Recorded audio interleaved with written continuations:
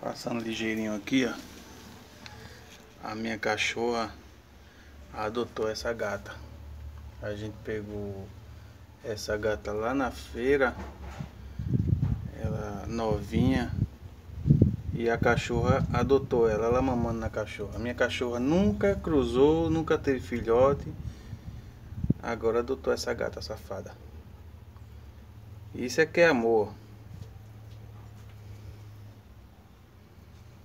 Enquanto tem mãe por aí que abandona os filhos, joga no lixo.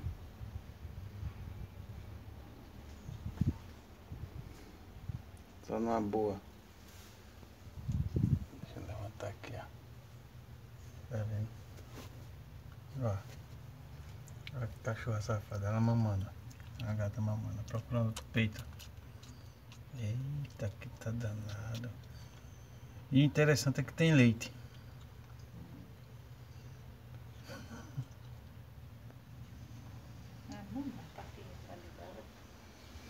É coisa fofa de pai, né, pai? É meu bebezão. Um bebezinho de pai. Coisa fofa da minha vida. É, pai?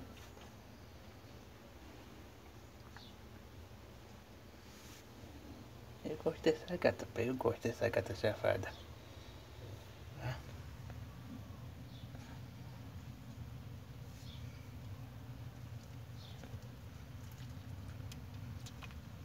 Eita.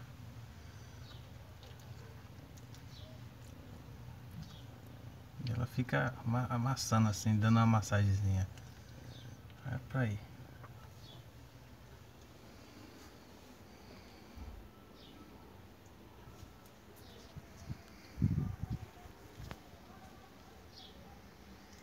Tá grande. Tá grande, não tá?